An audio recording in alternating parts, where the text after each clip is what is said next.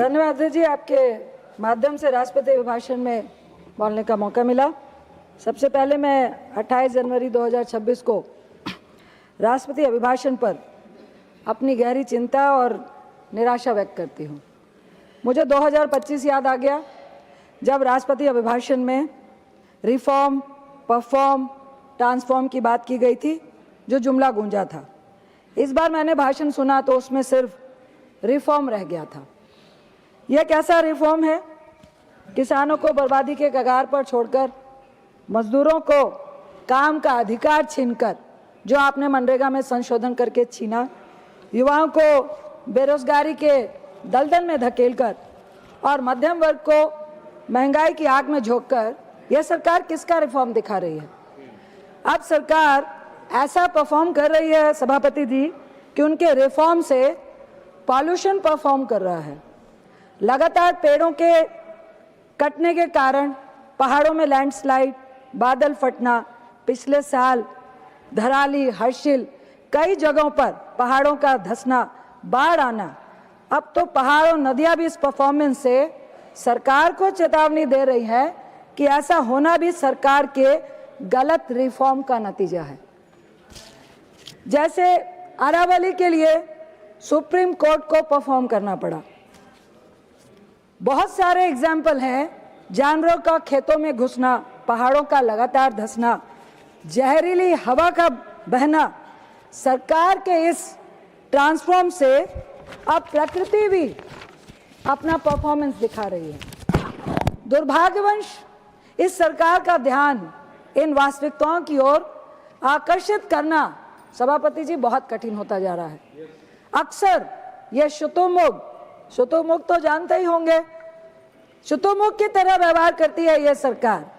जैसे शुतुरमुर्ग सिर को रेत में दबा लेता है कि कुछ भी असुविधा है, मैं नहीं देख रहा हूं, सच्चाई को स्वीकार नहीं करता है, लगातार आत्मसंतोष की मुद्रा में रहते हैं, उसी तरह शुतुरमुर्ग की तरह यह सरकार भी आत्मसंतोष की मुद्रा में है। कोई भी चिंता जताई जाए उसे आसानी से नजरअंदाज कर दिया जाता है और आंकड़ों का चुनावी रूप से हवाला दिया जाता है, जिनमें से कई तो 2014 या उससे पहले के वर्ष की तुलना प्रस्तुत करते हैं। क्योंकि अभी भी मैं सुन रही थी, कोई भी 11 साल का अपना रिकॉर्ड नहीं बता रहा है, ताकि ये दावा किया जा सके कि देश में जो भी प्रगति हुई है वो इन 11 सालों में हुई है। ये तरीका राजनीतिक उद्देश्यों को तो पूरा कर सकता है सभापति जी, लेकिन यह भारत के लोगों के हित में नहीं है।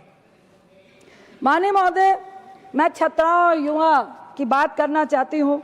अभी मिलिंद सोरेन साहब भी बहुत बढ़ाई कर रहे थे सरकार की कि युवाओं के साथ बहुत बढ़िया कर रहा है, क्योंकि राष्ट्र अपने युवा वर्ग के साथ कैसा व्यवहार करता है वो उसके भविष्य को गंभीरता से लेने का मापदंड तय करता है। भारत दुनिया की सबसे बड़ी युवा आबादी भारत में है। आज का युवा जागरूक है, महत्वाकांक्षी है, लेकिन पिछली पीढ़ियों से कहीं अधिक चिंतित भी है। वह देश के लिए मेहनत करना चाहता है, पर शिक्षा की बढ़ती लागत, घटता सरकारी निवेश, अनिश्चित करियर और सीमित अवसर उसकी राह में रोड़े बन रहे हैं, जिसका ब्लेम आप सरकार को दे सकते हैं। प्रवेश परीक्षाओं में बार बार स्थगित होना, पेपर लीक होना, भर्तियों में वर्षों की देरी से जो युवाओं की योग्यता है सभापति जी नौकरशाही में उलझ कर रह गई है।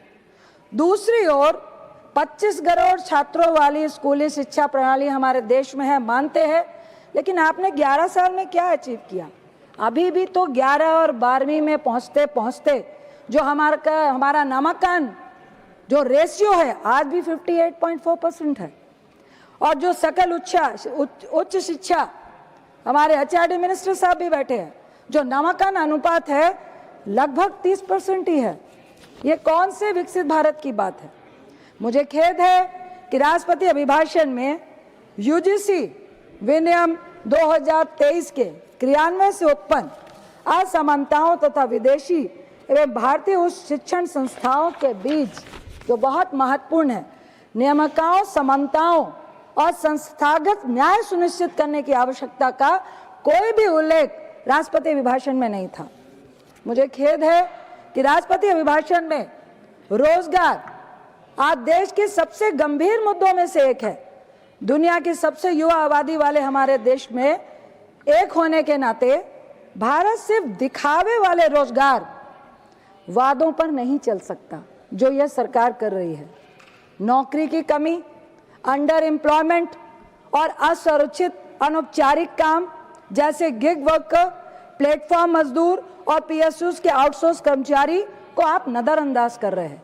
रोजगार को गलत तरीके से फिर से परिभाषित किया जाता है। यह बहुत महत्वपूर्ण है सभापति जी। यहाँ सिर्फ जीवित रहने वाली गतिविधियों को ही सफलता दिखाया जा रहा है जो देश को गुमराह कर रहा है। नए श्रम कानून जिन्हें सरलीकरण के नाम पर बनाया गया, कर्मचारी सुरक्षा कमजोर हुई, हायर एंड फायर आसान किया गया कि मिनट में हायर किया, मिनट में उसको नौकरी से निकाल दिया। सामूहिक संघर्ष की शक्ति घटाई, गिग और प्लेटफॉर्म वर्करों को सामाजिक सुरक्षा से वंचित रखा और बड़े पैमाने पर अनुबंध रोजगार को आप वैध बनाने का काम कर रहे हैं। मतलब व्यापार की सुविधा को श्रमिक की गरिमा पर आपने प्राथमिकता दी हुई है। स्किलिंग और रोजगार में गहरा असंतुलन है। प्रमुख स्किलिंग रोजगार के तहत केवल आप इतनी बात करते हैं, लेकिन प्रतिशत कितना है? युवाओं का प्रतिशत ओनली 15% है। कौशल प्रशिक्षण केवल कितना है? ओनली 5% युवाओं तक ही कौशल प्रशिक्षण पहुंचता है। मुझे खेद है कि अभिभाषण में हिमालय के पर्वतीय एवं तराई क्षेत्रों में हो रहे अत्यधिक निर्माण तथा अरावली पहाड़ियों में खनन गतिविधियों का कोई भी उल्लेख अभिभाषण में नहीं हुआ, जिनके कारण मानव निर्मित आपदाएं, पर्यावरणीय एवं पारिस्थितिक क्षरण हुआ है। साथ ही इन संवेदनशील क्षेत्रों में संरक्षण तथा उनकी वहन क्षमता, जो बार बार कहा गया कि पहाड़ों को उनकी कैरिंग कैपेसिटी के अकॉर्डिंग लाने का सरकार का कोई प्लान होना चाहिए, वो कोई भी राष्ट्रपति अभिभाषण में उसका कोई जिक्र नहीं था। कोई भी तत्काल जो सुनिश्चित सम्मान को सुनिश्चित करे, जो एक प्लान लेकर आए, उसका कोई उल्लेख नहीं किया गया। हिल और तराई क्षेत्रों में अनियंत्रित निर्माण लगातार चल रहा है।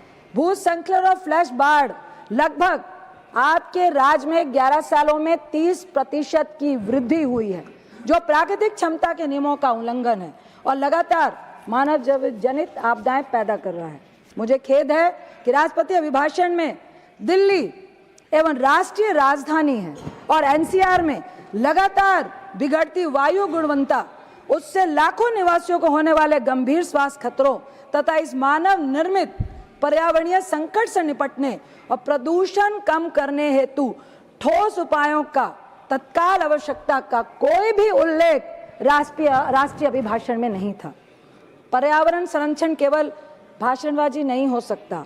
इस सरकार की मौन नीति इन वास्तविकताओं पर गंभीर प्रश्न खड़ा करती है अध्यक्ष महोदय कि यह भविष्य की पीढ़ियों पर बोझ डाल रहे हैं। सोलर ऊर्जा की हम बात करते हैं। भारत ने अभी तक 80 गीगावाट से अधिक सौर क्षमता स्थापित की है, जो नवीकरण ऊर्जा का सबसे बड़ा हिस्सा है। हमारा टारगेट 2030 का 500 गीगावाट है, लेकिन जीवाश्म क्षमता का जो लक्ष्य है, जिसमें 280 से 300 गीगावाट सौर ऊर्जा के आने की उम्मीद है। लेकिन यह लक्ष्य बड़े निवेश, ग्रिड सुधार, घरेलू निर्माण और कार्यबल की तैयारी के बिना मुश्किल है। कोई योजना नहीं ये सुनिश्चित करने की, एक गौर करने वाली बात है अध्यक्ष महोदय, कि स्वच्छ ऊर्जा कम आय वाले घरों में किसानों और एमएसएमईज के लिए सस्ती बनी रहे, तब भी जब सब्सिडी घटती है और टैरिफ बढ़ते हैं। केवल क्षमता, लक्ष्य, ऊर्जा सुरक्षा की गारंटी नहीं दे सकते सभापति जी। विश्व नेता किफायती होना और लचीलापन होना बहुत जरूरी है। राष्ट्रपति के भाषण में मुझे दुख है कि उन्होंने गुरु तेग बहादुर जी का जिक्र किया, उनके शब्दों का उच्चारण किया, भय काहू को देते है न मैं मानत आए, ना डरना है ना डराना है। लेकिन आज जो लोकसभा में हुआ, सरकार इतनी डरी हुई क्यों है कि विकसित भारत में अपोजिशन को बोलने नहीं दे रही है और 8 सांसदों को आपने सस्पेंड भी कर दिया। मैं गुरु तेग बहादुर जी का फिर जिक्र हुए करते हुए बोलती हूँ कि गुरु तेग बहादुर जी मानवता के सबसे पहले बलिदान देने वाले गुरु थे। लेकिन पंजाब से, दिल्ली से मैंने भी सदन में उठाया कि उनके नाम से दिल्ली का रेलवे स्टेशन क्यों नहीं कर रहे हैं, हिंदी चादर के नाम से दिल्ली का रेलवे स्टेशन क्यों नहीं हो रहा है, लेकिन राष्ट्रीय भाषण में इसका कोई जिक्र नहीं है। सूखा नशा, आप देश में 12 से 18 साल के युवा और जो किशोर हैं सूखे नशे की भयंकर चपेट में आ रहे हैं। लेकिन इससे पीछा छुड़ाने के लिए खासकर बिहार जैसे गरीब प्रदेशों में जो सुड्राई स्टेट है वहां पे सूखा नशा बच्चों पे पैर पसारा है। उसको कैसे आप खत्म करेंगे, उसके लिए किसी प्लान की चर्चा राष्ट्रीय अभिभाषण में नहीं थी। खेल महोदय, मैं बताना चाहती हूँ कि भारतीय खेल में कंटिन्यू भ्रष्टाचार, कुप्रबंधन, पारदर्शी प्रशासन की कमी से लगातार जूझ रहा है। खिलाड़ियों के प्रशिक्षण, बुनियादी ढांचे, नियमित रूप से गलत विवरण, भाई भतीजावाद, योग्यता को नजरअंदाज करना लगातार चल रहा है। लेकिन राष्ट्रपति अभिभाषण में प्रशासन में पारदर्शी शासन, मेरिट आधारित चयन और पर्याप्त वित्त पोषण जैसे जरूरी सुधारों की आवश्यकता की कोई चर्चा भी नहीं की गई है। मैं वरिष्ठ नागरिकों के बारे में बोलना चाहूंगी जिन्होंने अपने जीवन में इस देश का निर्माण किया। दिन ब दिन उनकी गरिमा, जो उनके जीवन में जीवित रहने का साधन है, वो चिंता में है। बढ़ती स्वास्थ्य देखभाल लागत, अपर्याप्त पेंशन, मुद्रास्फीति से घटती बचत और ओवरलोडेड सार्वजनिक स्वास्थ्य प्रणाली ने बुढ़ापे को असुरक्षित कर दिया है। कई लोग पुरानी बीमारियों से जूझ रहे हैं और आवश्यक स्वास्थ्य उपकरणों की जरूरत है, फिर भी air purify, water purify, heater जैसे उपकरणों में अब भी जीएसटी के दायरे में आते हैं, जबकि यह विलासिता की चीज नहीं है अध्यक्ष जी, बल्कि जरूरत की चीज है। बुजुर्गों की गरिमा केवल नारेबाजी पर नहीं टिक सकती है, इसे सस्ती स्वास्थ्य देखभाल, सामाजिक सुरक्षा और राहत की जरूरत है। आदिवासियों की बात कही गई, कहा गया आदिवासियों के संस्कृति को संरक्षण देने के लिए हम संग्रहालय बना रहे हैं।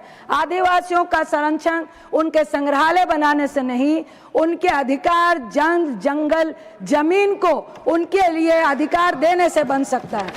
साथ ही मैं कहना चाहूंगी कि अभी जिस तरह से यूएस ने आज जो डील का बारे में चर्चा की है, मुझे किसानों की चर्चा हो रही है, मुझे उनकी चर्चा हो रही है। एक तो स्वामीनाथन समर्थन मूल्य लागू नहीं हुआ, ऊपर से आप उनको कौन सी डील दे रहे हैं, कौन से मिल प्रोडक्ट की डील दे रहे हैं।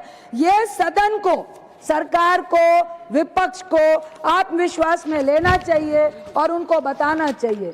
अंत में माननीय महोदय, शिक्षा, रोजगार, पर्यावरण, ऊर्जा और सामाजिक न्याय में जो साझा धागा है वो संसाधनों की कमी नहीं बल्कि ईमानदार स्वीकारोक्ति और राजनीतिक इच्छा शक्ति की कमी है। यह सरकार सुधार पर जश्न मनाना छोड़कर तुलना पर भरोसा करती है और उत्तर देने के बजाय ताली बजवाने में व्यस्त है। भारत के लोग चमत्कार नहीं मांगते हैं, वह चाहते हैं सच्चाई, पारदर्शिता और समय पर कार्रवाई करिए। उन्हें एक ऐसी सरकार चाहिए जो वास्तविकताओं का सामना करे, उनसे भागे नहीं, विपक्ष से भागे नहीं, विपक्ष के प्रश्नों से भागे नहीं, डरे नहीं। हम सब एक होकर देश को मजबूत करने के लिए यहाँ पर हैं। मैं यही करूंगी कि विनम्रता के साथ शासन करे, अहंकार नहीं करे। अंत में माननीय अध्यक्ष महोदय, मैं केवल इतना कहना चाहूंगी कि इतिहास कर्म के साथ साथ मौन का भी लेखा रखता है।